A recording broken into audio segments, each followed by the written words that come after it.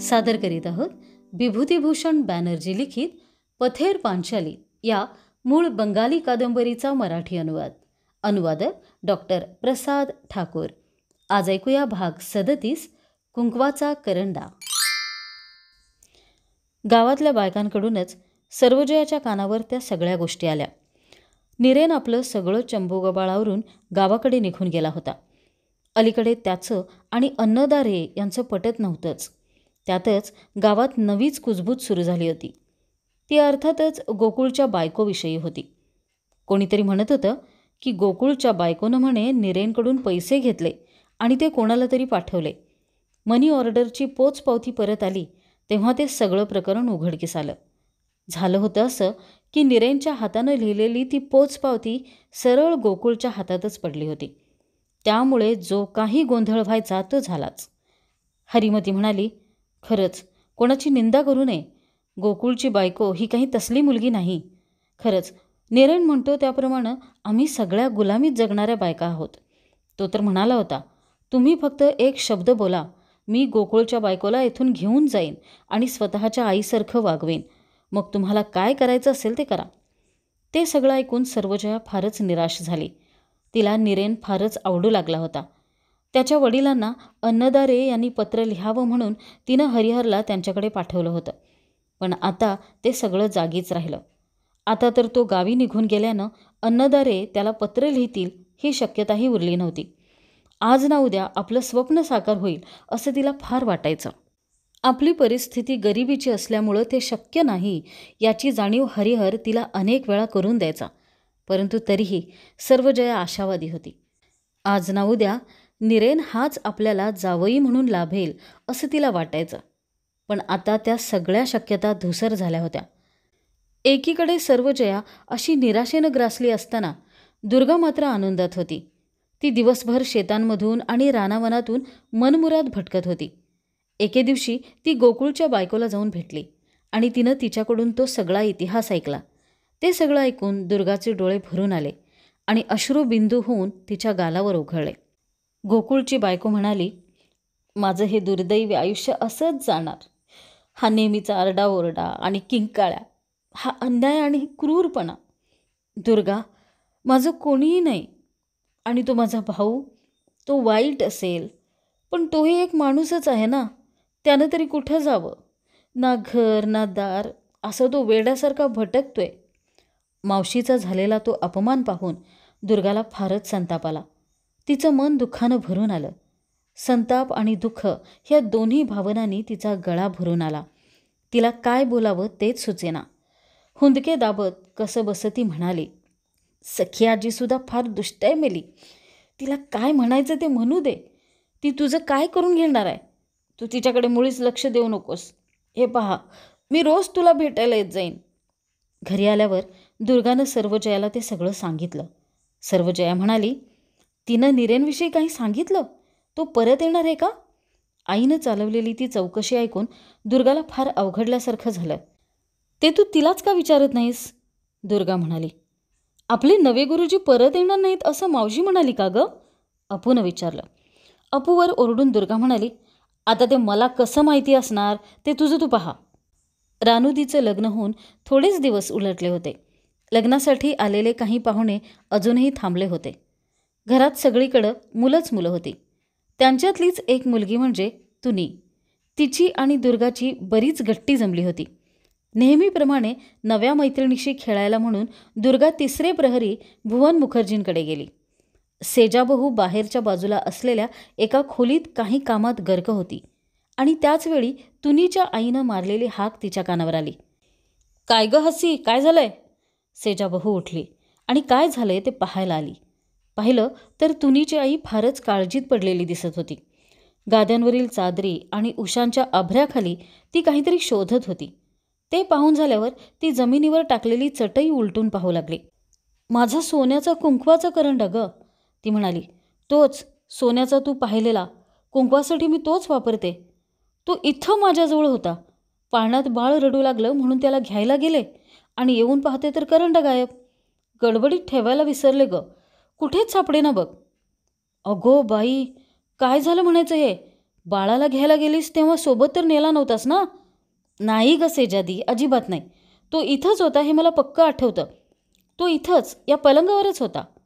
अगदी सर्वांनी मिळून तो करंडा सगळीकडे शोधला, पण त्याचा काहीही ठाव ठिकाणा लागला नाही. सेजाबहूनं घरातल्या सर्व मुलांची अगदी कसून झडती घेतली. जेवायला बोलवल्यावर आपण सगळे स्वयंपाकघराकडेच गेलो आणि त्यामुळं करंड्याविषयी आपल्याला काहीच माहिती नाही असं त्यांनी सांगितलं. सेजाबहूची लहान मुलगी तेपी तेवढी त्या प्रकरणावर थोडा प्रकाश टाकू शकली. खालच्या आवाजात ती कुजबुजली, बरं का गाई, आम्ही जेवायला गेलो होतो ना, तेव्हा दुर्गा मागच्या दारातून गुपचूप बाहेर गेली होती आणि थोड्या वेळानं पुन्हा परत आली होती ती. इतर कोणालाही ऐकू जाणार नाही अशा पद्धतीनं सेजाबहूनं तेपीला आणखी काही प्रश्न विचारले आणि एकदम दुर्गाकडे वळून अत्यंत कठोर आवाजात ती ओरडली, दुर्गा, इकडे. ताबडतोब जा आणि बऱ्या बोलानं तो करंडा मला आणून दे. क्षणात दुर्गाचा चेहरा इतका पडला की तो जणू आक्रसल्यासारखा दिसू लागला. जीभ कोरडी पडून टाळूला चिकटली. तशातही आपल्या घोगऱ्या आवाजात ती कुजबुजल्यासारखं काहीतरी बोलली, परंतु ते इतकं अस्पष्ट होतं की ती काय म्हणाली ते कोणालाही ऐकू गेलं नाही. तुनीची आई मात्र अजून एक अक्षरही बोलली नव्हती. दुर्गासारख्या एका घरंदाज मुलीवर चोरीचा आरोप यावा हे पाहून तिला धक्काच बसला होता. कारण गेल्या काही दिवसापासून ती दुर्गाला पाहत होती. खरंच तिचा सुंदर चेहरा किती निरागस होता आणि मुलींची तर ती फारच आवडती मैत्रीण झाली होती. नाही, ती असं करणार नाही ग सेजादी. ती का म्हणून तसं करेल? तुनीची आई स्वतःशीच म्हणाली. परंतु ते इतकं स्वतःशी होतं की ते कदाचित तिच्याशिवाय इतर कोणाला ऐकूही गेलं नसावं. परंतु तेवढाही शेरा सेजाबहूच्या कानावर गेल्याशिवाय राहिला नाही. तिच्या कर्कश आवाजात ती म्हणाली, तू आता गप्प बस. काय करायचं ते मी पाहते. ती कसली पोरगी आहे हे तुला माहिती नाही. तिनं तो करंडा चोरला आहे की नाही ते मला चांगलं माहिती आहे. तिथं जमलेल्या इतर बायकांपैकी एक स्त्री म्हणाली, दुर्गा, तू चांगली मुलगी आहेस. करंडा घेतला असेल तर देऊन टाक. तेवढं केलंस की प्रश्नच मिटला. कसं, उगाच वाद वाढायला नको.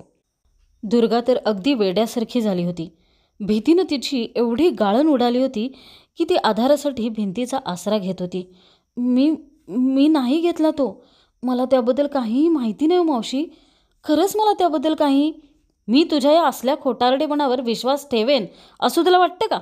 सेजाबहू किंचाळली आणि जमलेल्या इतर स्त्रियांकडे वळून ती म्हणाली, जरा तिच्या तोंडाकडे तरी पहा. तो करंडा तिनेच चोरला यात कुठलीच शंका नाही. मी तिच्याकडे पाहूनच सांगते. आणि असं म्हणत ती दुर्गावर पुन्हा एकदा कडाडून कोसळली. हे बघ, तू जा आणि तो जिथं कुठं ठेवला असेल तिथून घेऊन ये. तसं केलंस तर फार बरं होईल. त्याबद्दल मी कोणाला काही सांगणार नाही. कोणत्याही परिस्थितीत मला तो करंडा पाहिजे. बस, संपला. जमलेल्या स्त्रियांपैकी एक स्त्री म्हणाली, खरंच ती एक घरंदाज मुलगी आहे. तिच्यासारखी मुलगी आणि चोरी, कल्पनाही सहन होत नाही. मी तर असं कधी ऐकलंही नव्हतं. ते इथं शेजारीच राहतात म्हणे. खरं आहे ना? घरंदाज म्हणे, कुचेष्टा करत सेजाबहू म्हणाली. तिची नजर अजूनही तशीच दुर्गावर रोखलेली होती. तू बऱ्या बोलानं सांगणार नाहीस हे मला पक्कं माहिती आहे.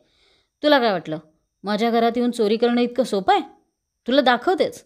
असं म्हणत दुर्गाचा हात घट्ट पकडून सेजाबहूनं तिला भिंतीपासून बाजूला खेचलं आणि गदगद हलवीत थप्पडांचा वर्षाव करायला सुरुवात केली. त्याचवेळी तिच्या तोंडाचा पट्टाही वेगात सुरू होता. सांगणार आहेस की नाहीस? तू लहान आहेस आणि तुला याविषयी काहीच माहिती नाही, नाही का? असल्या गोष्टींवर माझा विश्वास बसेल असं का तुला वाटतं? आता आणखी उशीर करू नकोस. तो करंडा कुठं ठेवलाय ते सांग मला. सांगितलं नाहीस तर तुझे हे दात तुझ्या घशात घालीन.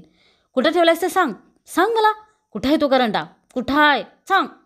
ती मारहाण पाहून तुनीची आईच पुढे आली आणि तिने सेजाबहूला मागे खेचण्याचा प्रयत्न केला. परंतु तेवढ्यात ती मघाची स्त्री तिला अडवत म्हणाली, नको, तुम्ही हस्तक्षेप करू नका. तो करंडा तिनेच चोरलाय आणि चोराला शिक्षा करायची असेल तर त्याला चांगला चोप दिला पाहिजे. आणि एवढं झाल्यावर दुर्गाला उद्देशून ती स्त्री पुढे म्हणाली, तू तो करंडा देऊन का टाकत नाहीस? आता त्याशिवाय तुझी सुटका नाही. दुर्गाचं डोकं गरगरत होतं. तिनं असहाय्यपणे इकडे तिकडे पाहिलं आणि टाळूला चिकटलेल्या जिभेनं ती कसंबसं बोलू लागली, मला त्याविषयी काहीच माहिती नाही. सगळी मुलं बाहेर गेली तशी मी. बोलताना ती एकटक सेजाबहूकडे पाहत होती आणि भीतीनं इतकी बधीर झाली होती की ती आधारासाठी पुन्हा भिंतीकडे सरकू लागली. त्यानंतर पुन्हा एकदा सर्वांनी तिला विश्वासात घेण्याचा प्रयत्न केला, परंतु आपल्याला काहीच माहिती नाही एवढंच ती सांगत राहिली. कोणीतरी मध्येच तोंड घालत म्हणालं, अट्टल चोरटी आहे, तिनंच तो चोरलाय. त्यांना सामील होत तेपी म्हणाली, ती नेहमी आमचे आंबेसुद्धा चोरते हो मावशी, झाडावरून खाली पडायची देखील वाट पाहत नाही. आंबे म्हणजे सेजाबहूचं मर्मस्थान. त्यांचं नाव काढताच तिला आणखीच चेव आला. तिचा इतका तोल सुटला की ती वाटेल ते बडबडू लागली. शिव्याशाप ओकू लागली. भामटी कुठली, हरामखोर, चोरटी, तो करंडा तू परत देणार नाहीस तर? नाही ना, तर मग तू कसा परत करत नाहीस तेच मी पाहते. आणि असं म्हणत क्रूरपणे झडप घालून तिनं दुर्गाला पकडलं आणि ती सर्व ताकदीनिशी अगदी जोरजोरानं तिचं डोकं भिंतीवर आपटू लागली. सांग आता, कुठं लपवून ठेवलंयस ते सांग, सांग आता, ताबडतोब सांग. तुनीची आई पुन्हा एकदा पुढे झाली. सेजाबहूच्या हाताला धरून तिला अडवत आणि हुंदके देत ती म्हणाली, काय करतेस हे सेजादी? नको नको असं करूस. का म्हणून इतकं मारतेस? जाऊ दे, विसर तो करंडा, जाऊ दे तिला. आपल्या मैत्रिणीला बेदम मारहाण झालेली पाहून तुनीही रडू लागली. तेवढ्यात एक स्त्री म्हणाली, पाहिलं, तिच्या नाकातून रक्त येते. खरंच दुर्गाच्या नाकातून रक्त येते हे कोणाच्याही लक्षात आलं नव्हतं. तिच्या साडीवरही रक्ताचा डाग पडला होता. तेजी, जाग, पाणी घेऊन ये, तिथं अंगणात पाण्याची बादली असेल बघ. तुनीची आई म्हणाली. घरात एवढं सगळं घडलं, परंतु रानुदीच्या आईला मात्र काहीच माहीत नव्हतं. त्याच वेळी ती शेजारच्या लोहाराच्या घरी बायकांना काहीतरी सांगायला गेली होती. आरडाओरडा आणि किंकाळे ऐकू येताच काय घडलंय ते पाहायला म्हणून ती घाईघाईनं घरी आली. तिच्यासोबत इतर स्त्रियाही आल्या, हे वेगळं सांगायला नकोच. दुर्गाचं डोकं जोरजोरानं आपटल्यामुळं इतकं दुखत होतं की ते वेदनांनी अक्षरशः थडथडत होतं. अगदी सगळं काही संपल्याप्रमाणे असहाय्य होऊन तिनं तिथं जमलेल्या लोकांकडे पाहिलं. पाणी येताच रानुदीच्या आईनं तिचं तोंड धुवून तिला नीट बसतं केलं, परंतु ती नुसती शून्यात पाहत होती आणि तिचं डोकं अजूनही गरगरत होतं. दुर्गाला इतकं मारल्याबद्दल रानुदीच्या आईनं सेजाबहूला फारच दोष दिला. ती म्हणाली, सेजाबहू, अगं इतकं जोरात मारलंस कसं? आधीच तिचा जीव पाहिलास केवढासा आहे? ती कसली पोरगी आहे ते तुला माहिती नाही? सेजाबहू ओरडली. का मारलं म्हणता? तुम्हाला काय वाटलं मी तिला तशी सोडीन? हलकट मेली, चोरटी कुठली. असल्या चोरट्यांना सुधारायचा एकच मार्ग आहे आणि तो म्हणजे त्यांना चांगलं ठोक देणं. गेलेली वस्तू परत मिळेपर्यंत मी तिला अशीच बडबडणार आहे. मग तो हरी रे मला फासावर का देईना, मी त्याची पर्वा करत नाही. फार झालं सेजादी, जाऊ दे आता. अगं रागाच्या भरात तू हे काय करून बसली आहेस? आणि हे सगळं माझ्या त्या भिकार करंड्याबाई झालं. पश्चाताप करीत तुनीची आई म्हणाली, बाई ग, त्याच्यासाठी एवढं रामायण घडेल हे मला माहीत असतं तर तो हरवल्याचं मी मुळी बोललेच नसते. आता ते काही असो, मला तो नकोच आहे. सेजाबहू, जाऊ दे तिला, काय म्हणते मी. परंतु सेजाबहू असा सहजासहजी कोणाचा नाद सोडणारी बाई नव्हती, कारण त्यामुळं उलटा तिच्यावरच खोटा आळ घेतल्याचा आरोप होण्याची शक्यता होती. शेवटी सर्वांचा आग्रह पाहून नाईलाजानं तिला दुर्गाला सोडून द्यावं लागलं. दुर्गा भिंतीच्या आधारानं कशीबशी चालू लागली. हळू हळू ग बाई. रानूच्या आईनं दुर्गाला मागील दारापर्यंत नेऊन सोडलं. आता तू घरी गेलेलीच बरी. आज कुठल्या दुर्दैवी मुहूर्तावर घराबाहेर पडली होतीस ग माझ्या चिमणे. पाहिलं, एवढा मार खाऊन सुद्धा ती कबूल झालीच नाही. खरंच काय मुलगी आहे. तिच्या डोळ्यातून एक अश्रू तरी सांडला का? कोणीतरी शेरा मारला. ते ऐकून रानूची आई म्हणाली, भीतीनंच बिचारीचे डोळे कोरडे पडले आणि म्हणे एक अश्रू तरी सांडला का? कमाल आहे सेजादी, याला काय मारणं म्हणायचं?